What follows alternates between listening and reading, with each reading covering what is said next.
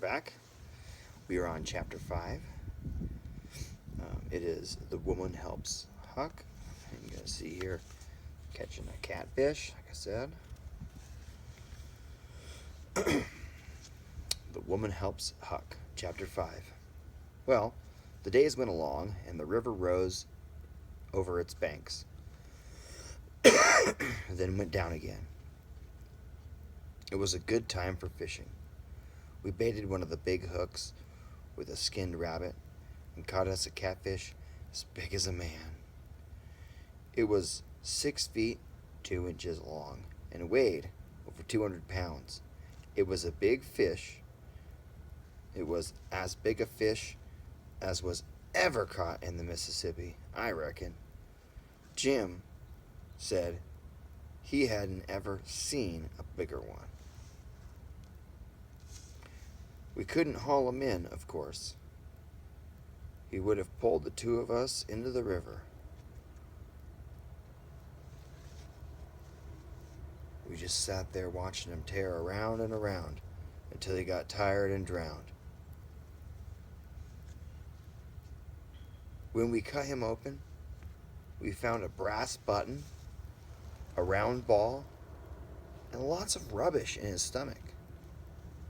We split the ball open with a hatchet and found a spool inside. Jim said the spool had to have been inside the ball a long time for it to be coated over and made into a ball. A fish like this would have been worth a lot of money in the village. Its snow-white meat is sold by the pound and makes good fish fry. And it was all ours. Next morning, life was getting slow and dull, and I wanted to get excited about something or other. I decided to slip over across the river and find out what was going on. Jim liked the idea, but he said I should go in the dark and be very careful. Then he thought a while and came up with a better idea. A few days earlier, here they are, slicing open that catfish. So a few days earlier, when the water was rising, parts of a wrecked house came floating by us on the river. Jim had managed to salvage some of the contents of the house. Among them were a girl's dress and sunbonnet. Jim thought if I dressed like a girl, it would be the perfect disguise. I thought so too. So I rolled my trouser legs up to my knees and got into the dress. Jim hitched it from behind with little hooks. It was a pretty good fit. Then I pulled on the bonnet and tied it under my chin. Jim said nobody would know me, even in the daytime. I practiced moving around in the clothes all day to get the hang of things, and by, I could do pretty well in them. But Jim said I didn't walk like girls usually do, and he told me to stop pulling up my dress to get at my pants pocket. I kept that in mind and did better. I started up the Illinois shore in the canoe just before dark and landed at a town a little below the ferry landing. Huck's perfect disguise. He's in a dress. His pants are showing still. Gotta pull them all the way up.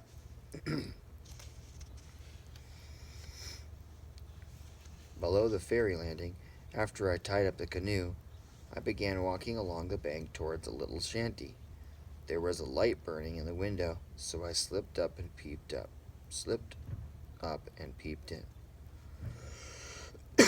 A woman about 40 years old was inside, knitting by the light of a candle on a pine table beside her.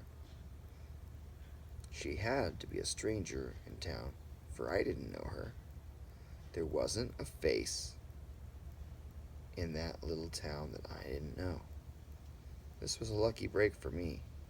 Since she was new in town, she wouldn't know me either, and I could find out all the things I was itching to know.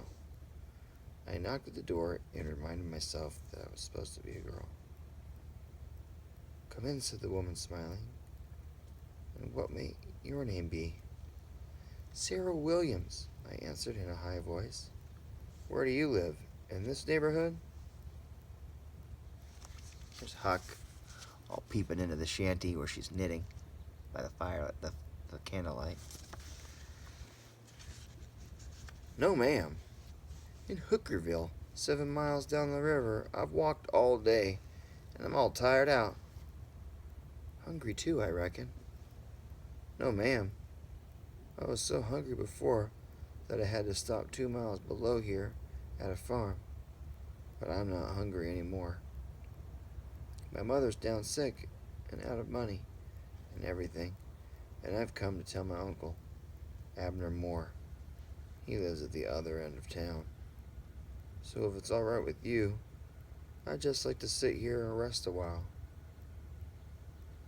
She said she wouldn't let me go all that way by myself, but if I'd wait a while, her husband would be home soon, and he'd walk me there. Then she got to talking about her husband and her family, and how much better off they used to be, and so on and so on. At this point, I was beginning to think that I had made a mistake coming to her to find out what was going on in town. Woman invites Tuck in. He's in a dress. That's funny. All I found out was about her and her family. But after a while, she began to talk about Pap and the murder, and then I was pretty willing to let her chatter right along.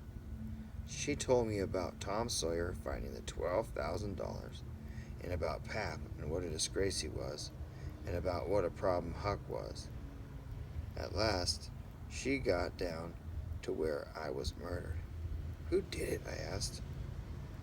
"Probably old Finn himself," she said. "Almost everybody thought that at first. He'll never know how close he came to being hanged."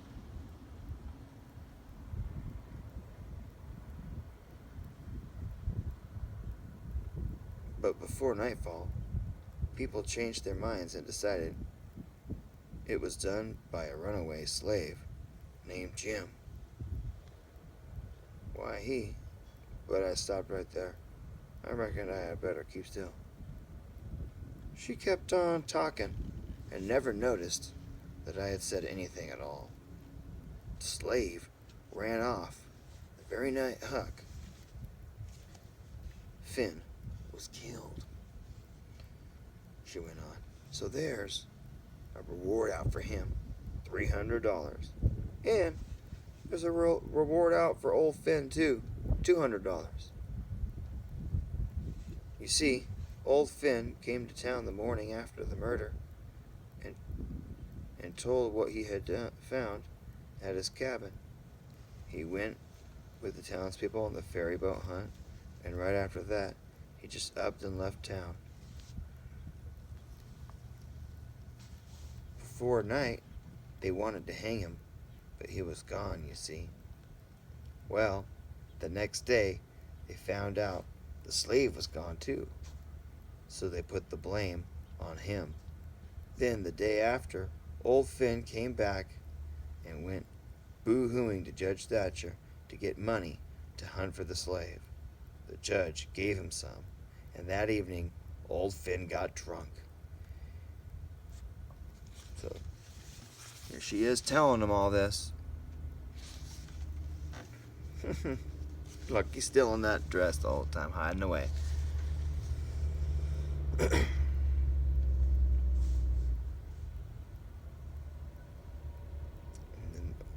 The judge gave him some, and then that evening, old Finn got drunk. He was around town until after midnight with a couple of rough-looking strangers, and then he went off with them. Well, he hasn't been back since, and they aren't looking for him until this thing blows over a little. So there's old Finn after he got drunk.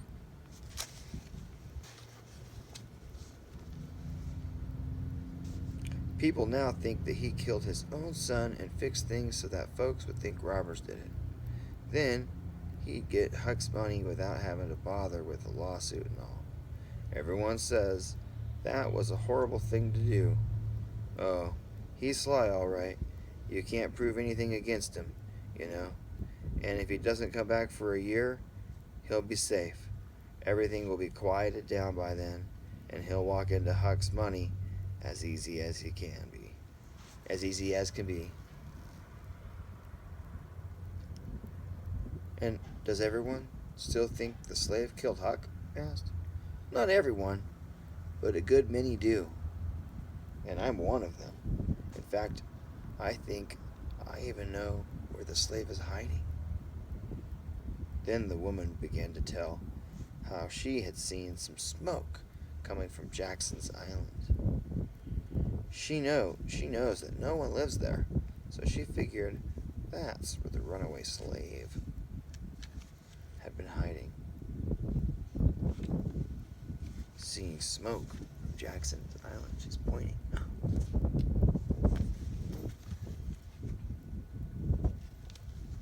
Since there was a $300 reward out for Jim, she had just sent her husband to search the island. I got so uneasy when I heard this that I couldn't sit still. I had to do something with my hands, so I took up a needle and began threading it. When the woman stopped talking, I looked up. She was looking at me in a curious way and smiling a little. Pretty soon, she asked, "What did you say your name was, honey?" "Mary Williams," I stammered. "Honey, I thought you said it was Sarah when you first came in." "Oh, yes, I did. Sarah Mary Williams. Sarah's my first name. Some people call me Mary." I was feeling a bit better then, but I wished I was out of there anyway. Pretty soon, she went and got a long hank of yarn, which she wanted me to help her with. I held up my two hands. She put the hank over them and began to wind the yarn in a ball. She went on, talking about her family and all, but I was more interested in watching a couple of rats stick their noses out of a hole in the corner. Suddenly, the woman stopped what she was doing and said, "Keep your eye on your work, young lady." At that moment, she dropped the ball of yarn into my lap and clapped my legs together. The woman looked at the way I caught the yarn, and she looked at me straight in the face. "Come now, what's your real name?" she demanded. "Bill, Tom, Bob? I know you're a boy."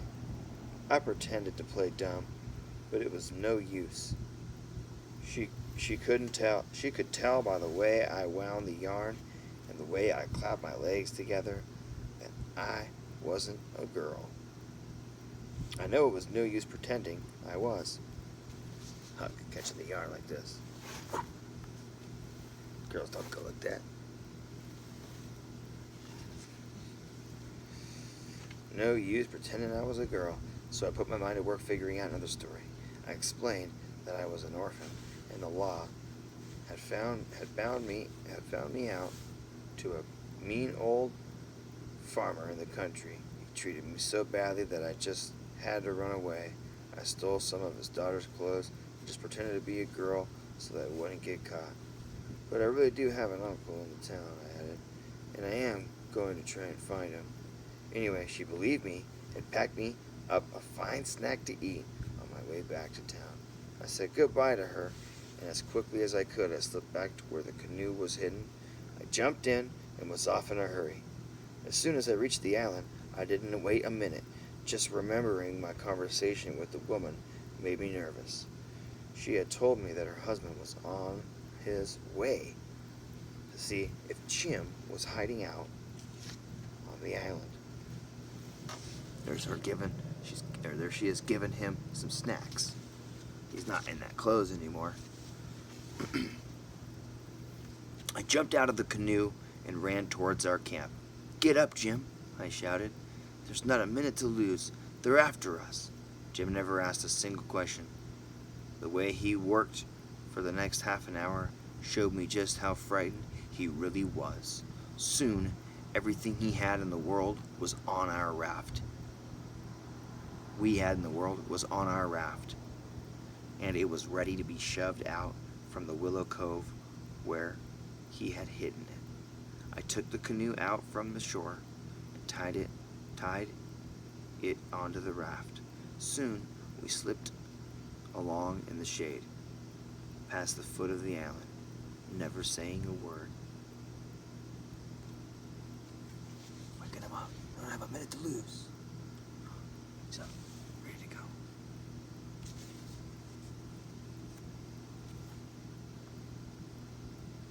Chapter 6. Murderers on the wrecked steamboat. Uh-oh. Covering the raft. This is an image of them covering the raft. I'm gonna drink some. It's itchy out here.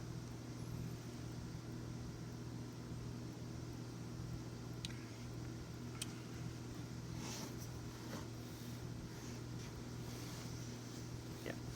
Chapter 6. Murderers on the wrecked steamboat. It must have been close to 1 o'clock when we got below the island. The raft seemed to go mighty slow. All I could think of was how close we'd come to getting discovered. When the first streak of day began to show, we tied up to a rock on the Illinois side and covered the raft with cottonwood branches. We didn't want to take any chances that someone might discover us. We hid on shore until dark. Then we pulled out the raft and drifted down the wide river. We did this every day for 4 days, hiding by day, hiding the raft, and drifting at night. We passed towns along the banks and towns up on the black hillside. They looked like shiny beds of light, twinkling in the darkness. The 5th night adrift, we passed St. Louis. It was like the whole world lit up. I had heard about St. Louis, but I had never believed any place could be so big or so bright. Every night, I would slip ashore at about 10 o'clock and buy 10 or 15 cents worth of meal or bacon or something to eat. Sometimes I helped myself to a chicken that wasn't roosting very comfortably. Mornings, before daylight, I slipped into cornfields and borrowed a watermelon, or a muskmelon, or a pumpkin, or some new corn. Pap had always said it wasn't any harm to borrow things if you meant to return them someday. Around midnight on the 5th night, below St. Louis, we had a big storm. Here he is, stealing all that stuff. Not good, Huck. There was a lot of thunder and lightning, and we stayed inside a tent on top of the raft. By and by, I saw a steamboat that had crashed into a rock. We were drifting straight towards it. When the lightning flashed, I could see the boat clearly. It was leaning over with part of the upper deck above water. There they are, seeing that. Whoa. Well, it being the middle of the night and stormy, I felt like any other boy would have. Excited, I wanted to get aboard the steamboat and slink around a little. Jim was dead set against it. "I don't want to go fooling around with no wreck," he said, and he grumbled for a little while, but I managed to convince him that it was the thing to do. The deck was easy to get onto, so we jumped right on board. We went sneaking along when suddenly we heard a voice cry, "Oh, please don't. Boys, I swear I won't ever tell."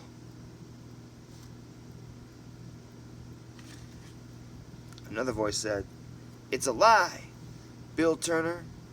You've acted this way before. You always want more than your share of the loot. And you've always got it too. But this time, you've just said one word too many. You're the meanest, most treacherous hound in this country. I turned around to Jim, but he was gone. He had run straight for the raft. I was too curious to leave now, so I dropped to my hands and knees in the little passage and crept along in the dark, heading closer and closer to the voices. I came to an open door and peeked into the room.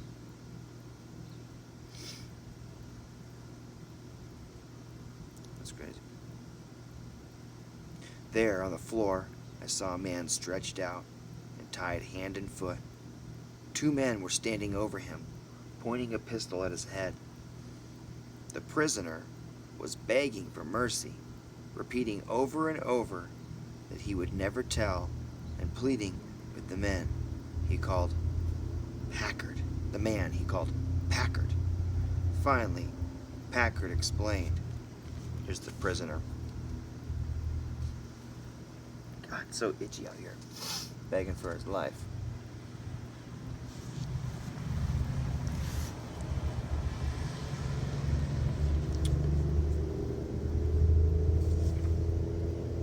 Finally, Packard explained to his partner that he didn't want to kill the man. He had a better plan, which he would discuss when they were alone. The 2 men went off into another room. I flattened myself against the wall as they passed by me in the darkness. Then I followed them into the room. I put my ear to the wall and listened. My idea is this, said Packard. We'll rustle around and gather up whatever things we've overlooked in the staterooms. Then we'll shove off for shore and hide the loot. And wait. It won't be more than 2 hours before this wreck breaks up and washes off down the river. See? He'll be drowned and won't have anyone to blame for it but himself. I think that's better than killing him ourselves. Packard's partner agreed, and they started gathering their loot. I took off in a cold sweat and headed for the raft. But I stumbled. Here's Huck listening to the men at the corner there.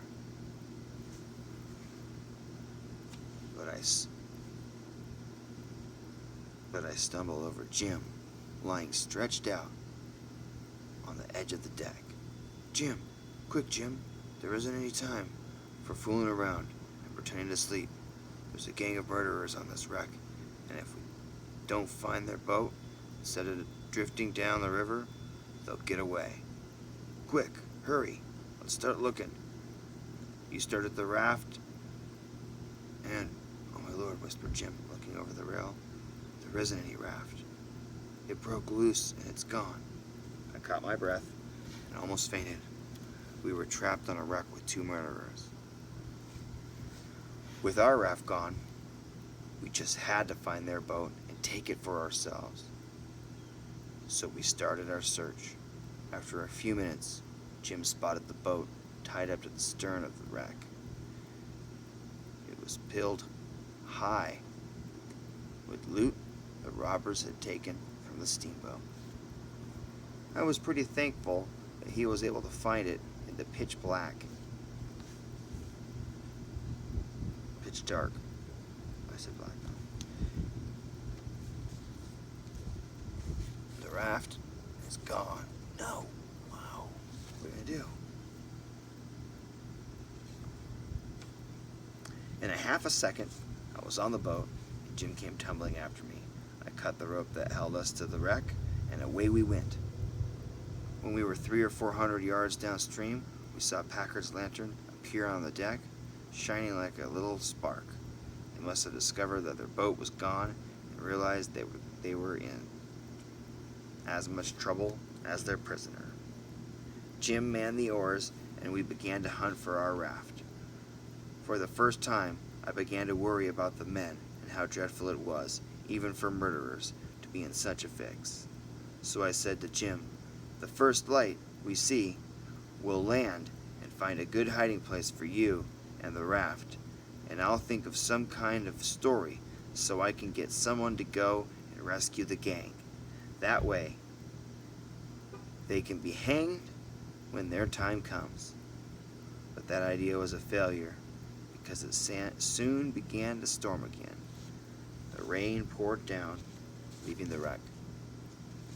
Rain poured down so heavily that we couldn't see any lights at all.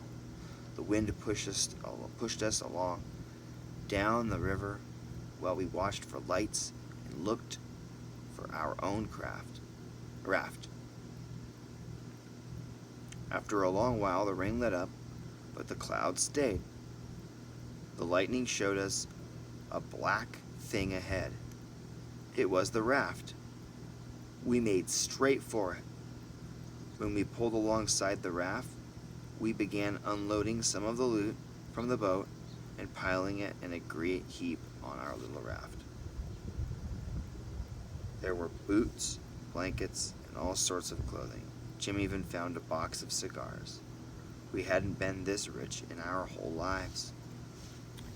After we had unloaded all the loot, I told Jim to float along down the river and shine a light. When he figured he had gone about 2 miles, shine a light. When he figured he had gone about 2 miles, then he was to keep the light burning until I came. Meanwhile, I would be manning the oars of the boat and heading towards the shore.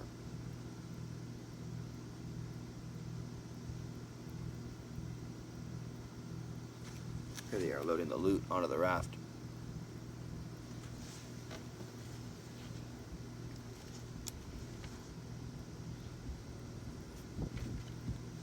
When I reached the bank, I tied up the boat and headed for the small village I saw twinkling in the darkness. The first person I met was a watchman. As soon as I saw him, I began crying. I made up a story about how the steamboat had crashed and how my family was stranded there, since I was the only one who could swim. I told him they had sent me to save them. I promised the watchman that my family would reward him well for saving their lives. After I had finished my story, the old watchman got his boat ready for the rescue mission. I crept away in the darkness and waited in the boat on shore for Jim's signal. But I couldn't rest easy until I saw the watchman's boat heading for the wreck.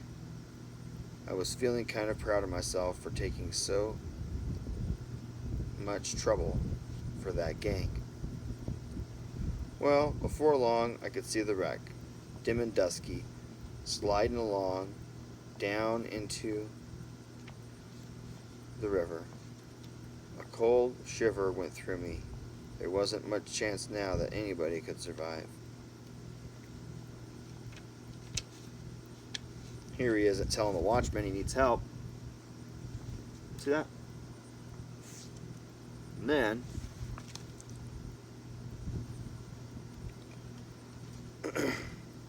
a cold shiver went through me. There wasn't much chance now that anybody could survive. It seemed a long time before Jim's light showed up.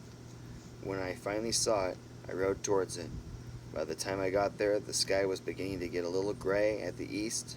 We tied the boat to the raft and struck out for an island in the river. When we reached it, we hid the raft behind some bushes and sank the boat. When this was done, we turned in and slept like 2 dead people. Here's watching it slide into the river. The way it's going.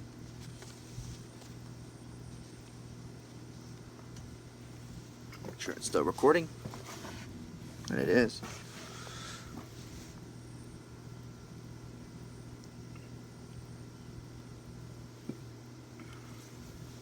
This is chapter 7, The King and the Duke. And there they are spending a few days in the woods. Ooh, that's interesting.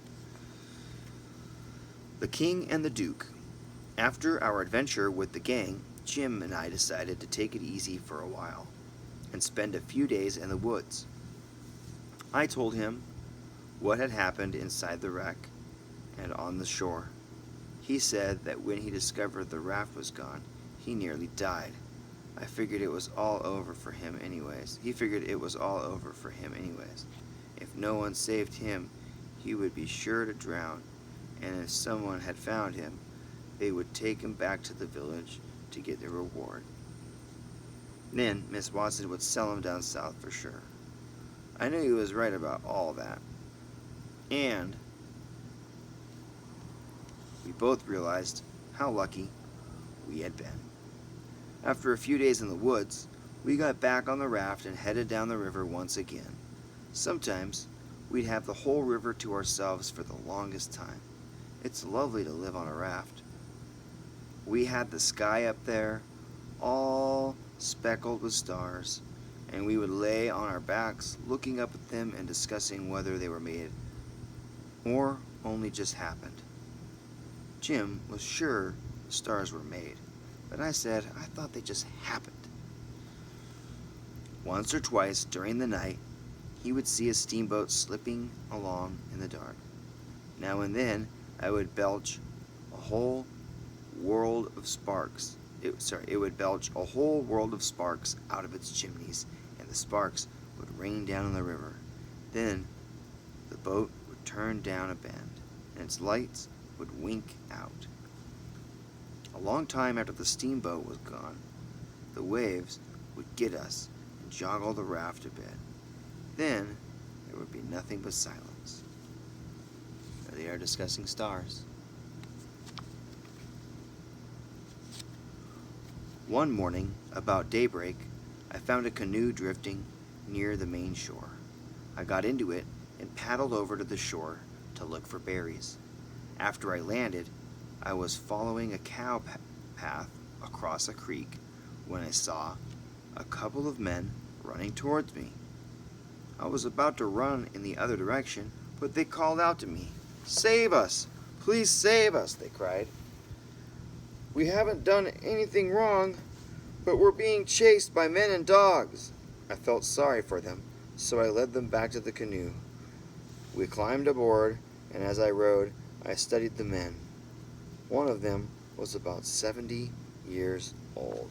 He had a bald head and was very gray whiskers. The other fellow was about 30 and pretty ordinary. Both men's clothes were all wrinkled but fancy looking, and they carried big fat carpet bags. I rowed them out to the craft where we all had breakfast. Then we relaxed and talked.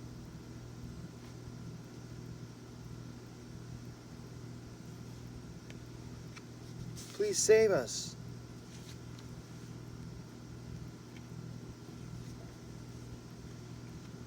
The first thing that came out was that these two fellows didn't know each other, but both had gotten into trouble. The bald-headed man had been selling medicine that was supposed to take the tartar off people's teeth, and the trouble was I took the enamel along with it. The younger man had been running temperance meetings where he lectured about the evils of drinking. The people loved him, and he had been making up to $10 a night. Then he got caught drinking himself, and he had to run for his life. Well, the two men got talking, and they decided they should team up in business and travel up and down the river together. They began making all sorts of plans. Suddenly, in the middle of their conversation, the younger man began to weep. "My poor heart is broken," he cried, "for I," two men making agreements already, "for I have fallen so low from such a high position in life." Then he cleared his throat, wiped the corner of his eye with a rag, and said solemnly, "Gentlemen, I reveal a great secret to you. By rights, I am a duke. My great-grandfather, the eldest son of the Duke of Bridgewater, came to this country at the end of the last century. His younger brother stayed in England and seized the duke's title and estate upon the nobleman's death, even though they should have been passed unto my grandfather and my father and me. So you see, I am the rightful Duke of Bridgewater. Yet here I am, forlorn, torn from my high estate. despised by the cold world, raged, worn, heartbroken, and living on a raft. Jim pitied him ever so much. So did I. We tried to comfort him, but it wasn't much use. All he asked about was that we bowed to him, wait on him, and call him your grace or my lord. Then he added that plain Bridgewater would be okay too. Well, that was easy, so we did it. All through dinner we stood around and waited on him. After a while, the other man, the old bald-headed one, got pretty quiet. He didn't seem to like all the special treatment the Duke was getting. "Looky here, Bilgewater," he said. "I'm sorry for you, but you aren't the only person with these troubles. You see, I too have a secret, Bilgewater.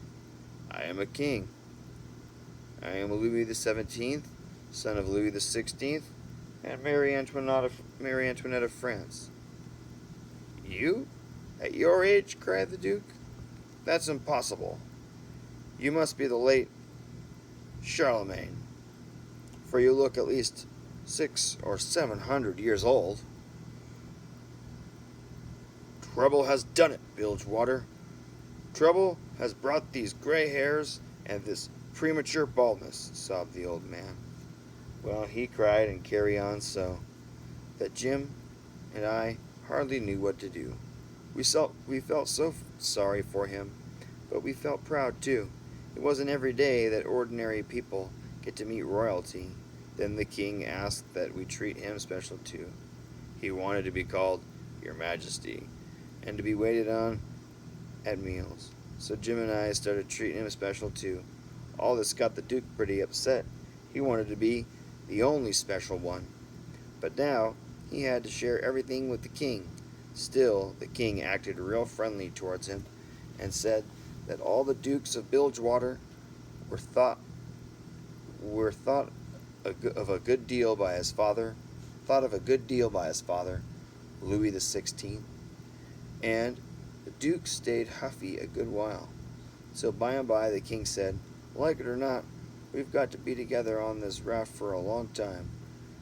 What's the use of being so sour? We've got a good thing going here, plenty of food and an easy life. Let's shake hands and be friends." There they are, being upset at each other still. The Duke shook his hand, and Jim and I were pretty glad to see it. It would have been uncomfortable to have bad feelings on the raft. The most important thing is for everyone to be friendly and feel right and kind towards each other. There they are. They're smiling now. It didn't take me long to make up my mind that these men weren't kings or dukes at all. They were just low-down lying frauds. But I decided it would be best not to say a word about it. That way, there would be no quarrels, and no one would get into any trouble.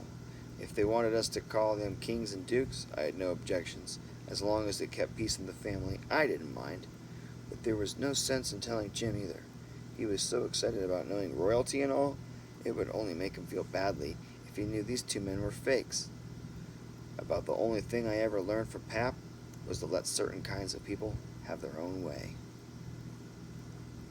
Like I said, they're shaking. Alright, that's chapter 7. Next one's going to be chapter 8, The Royal Nonsuch. We'll be back.